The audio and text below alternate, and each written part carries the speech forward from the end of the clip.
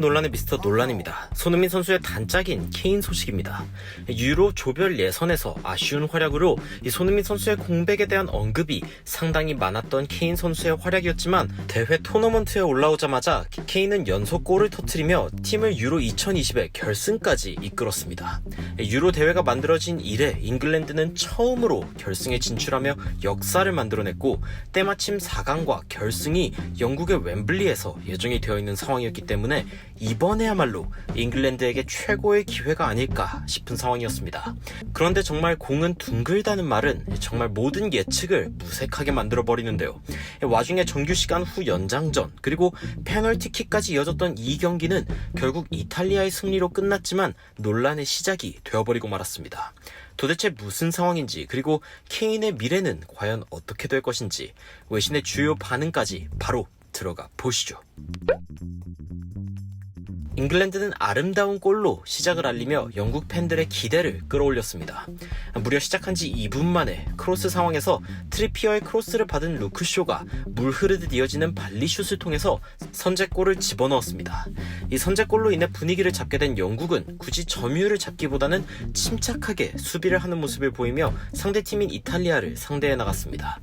전반을 잘 틀어막은 잉글랜드는 어쩌면 전반이 끝나고 라커룸에 들어갔을 때 우승 세리머니는 어떻게 해야 할지 기대감을 가졌을지도 모르겠습니다.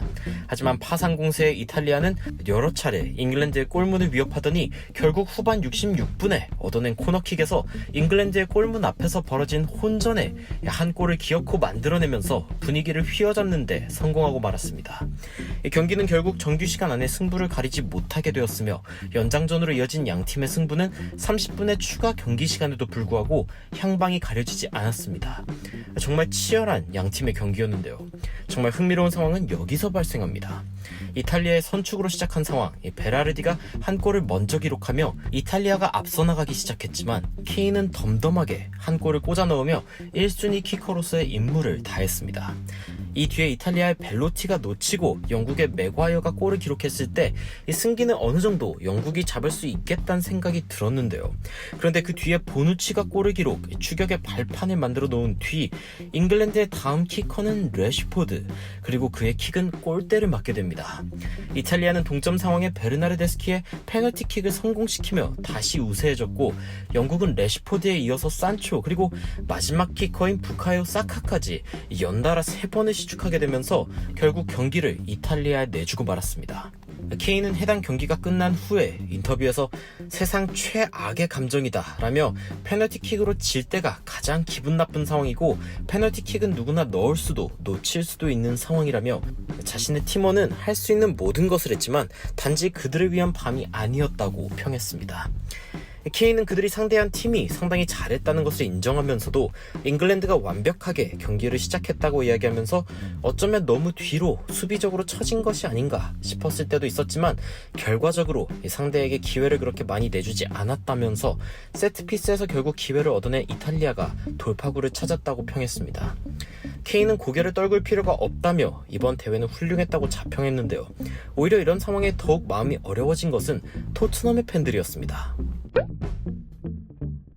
토트넘의 팬들은 해리 케인의 우승을 내심 바라고 있던 상황이었기 때문에 잉글랜드가 결국 우승을 못한 것이 상당히 아쉬울 수밖에 없는 상황.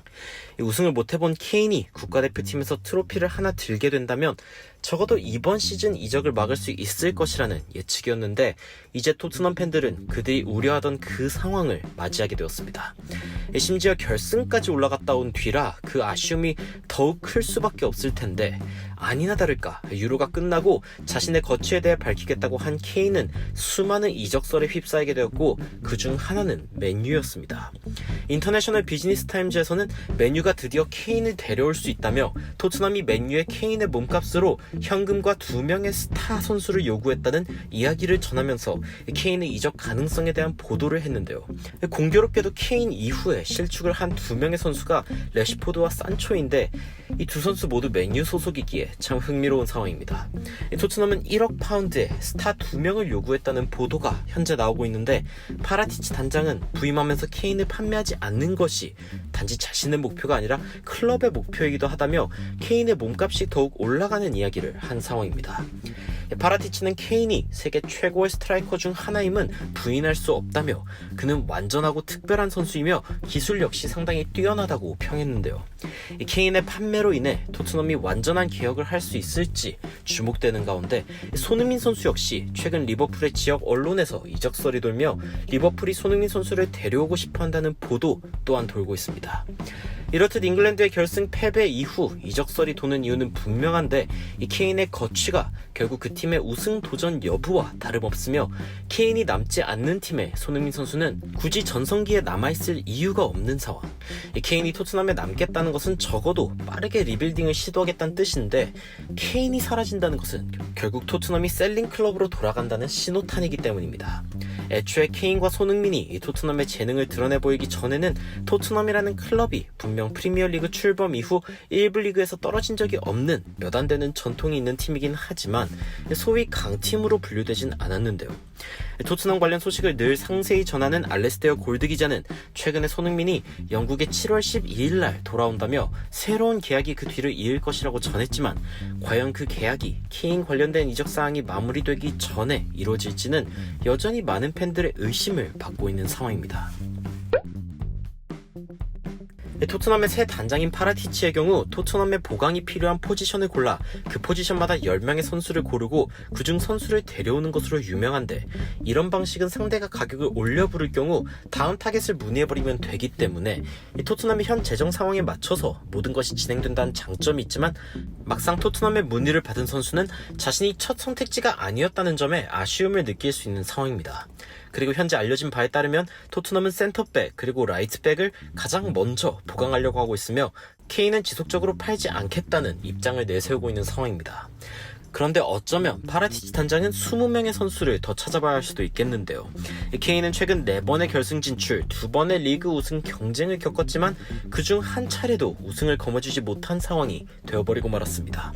이번 시즌 토트넘에 남겠다고 한다면 그 자체로 기적일 만한 상황인데요. 한 선수의 이적은 연쇄적으로 다른 이적들을 촉발시키는 상황이며 스퍼스웹에 따르면 누누 산투 감독은 맨유에 케인을 보내는 조건으로 웨스트햄에서 완벽 부활해서 맨유로 다시 돌아온 링가드를 트레이드 조건에 포함하는 것을 검토 중이라는 소식 또한 있습니다. 사실상 경쟁팀의 주요 선수를 보내는 것은 이번 시즌 우승을 포기한다는 뜻이기에 손흥민 선수가 유로파조차 못 나가고 리그 우승에도 진심이 아닐 토트넘에 남아있을 몇 안 되는 이유가 하나 더 줄어버리는 상황인데요. 여러분들은 외신이 제기하고 있는 이 케인의 이적 가능성과 그 뒤에 뒤이을 손흥민의 이적 가능성에 대해 어떻게 생각하시나요? 여러분들의 의견 댓글로 달아주시면 더 발전된 영상으로 찾아뵙도록 하겠습니다. 발빠른 소식 전달 위해 구독과 좋아요, 알림 설정까지 부탁드리면서 추가적으로 흥미로운 외신 소식이나 해외 반응 있으면 전달드리도록 하겠습니다. 논란 제드리는 미스터 논란이었습니다. 시청해주셔서 감사합니다.